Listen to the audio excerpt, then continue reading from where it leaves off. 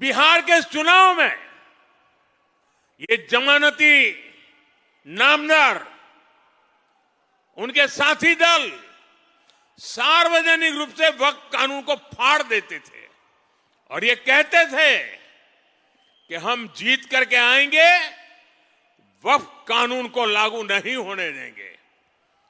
बिहार के लोगों ने इस सांप्रदायिक जहर को भी विकास की राह पर चलते हुए पूरी तरह नकार दिया है। साथियों, वहां पर बिहार के वरिष्ठ नेता, आपने पिछले 2-3 साल के बिहार विधानसभा के दृश्य देखे होंगे।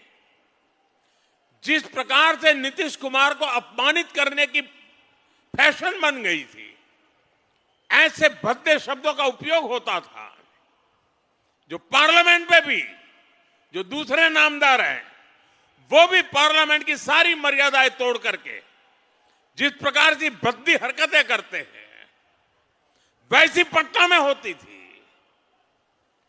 न देश की जनता इसे स्वीकार करती है और न ही बिहार की जनता कतई इसको स्वीकार कर सकती है। ऐसे कई बातें हैं जिन्होंने इनके प्रति पूरी तरह नफरत का माहौल इस चुनाव में नजर आ रहा था। साथियों, समाज के सब वर्ग ने, बिहार के सभी क्षेत्र ने एनडीए को, एनडीए के साथी दलों को अभूतपूर्व समर्थन दिया है। अगर मैं जहां दलित समुदाय के प्रभाव वाले क्षेत्र वाली सीटें हैं, 38 सीटें, 34 सीटें एनडीए जीत गया। ये इतना बड़ा झूठ फैलाते थे, दलित समाज ने उनको ठुकरा दिया।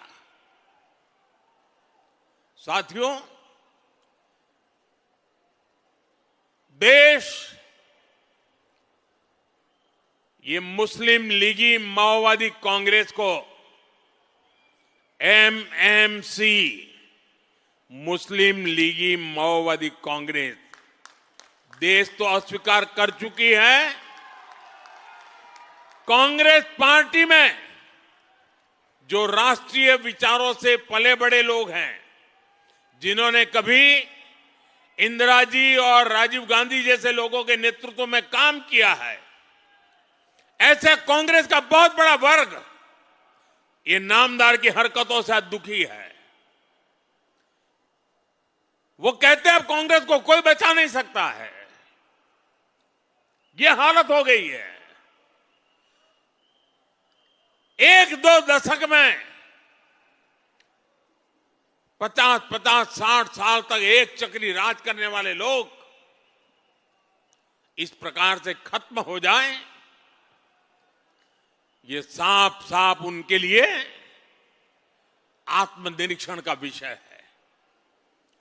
वे अपने साथियों को भी पराजय के कारण नहीं समझा पा रहे, वे अपनी पार्टी को भी पराजय के कारण समझा नहीं पा रहे हैं और इसलिए सरल रास्ता ढूंढ लिया है।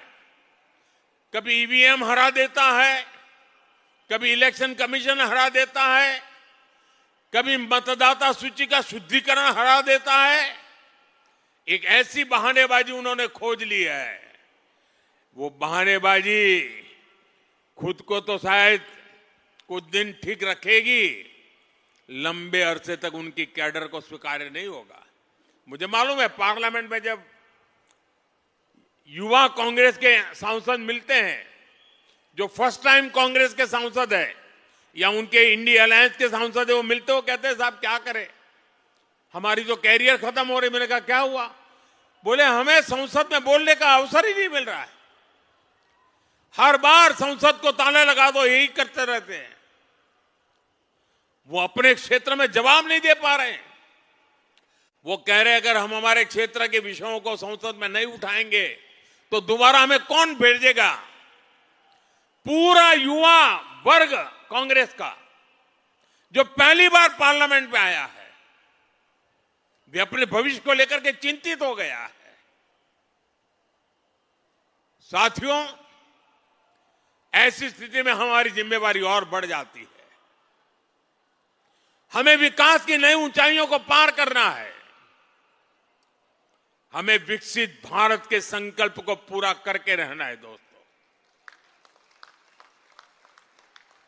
मैं जानता हूं स्वदेशी उनके मुंह से नहीं निकलता है, आत्मनिर्भर भारत उनके मुंह से नहीं निकलता है, विकसित भारत बनना चाहिए वो नहीं निकलता है, क्योंकि उनकी प्राथमिकता ही यह देश नहीं है, ये देश के लोग नहीं है, ये देश के लोगों का भविष्य नहीं है। मैं नौजवान साथियों को कहना चाहता हूं, जिनकी सोच युवाओं के उत्कर्ष के लिए नहीं हो सकती है, उनको युवा कभी स्वीकार नहीं कर सकता है।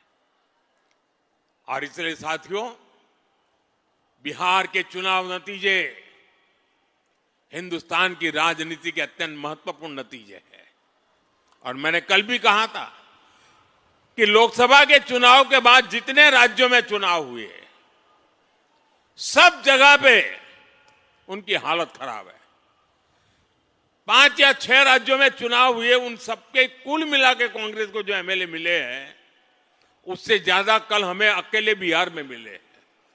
ये हाल है। लेकिन साथियों, हर विजय हमारे लिए जिम्मेवारी लेकर के आता है। हर विजय हमें कुछ ज्यादा देश के लिए करने की प्रेरणा देता है।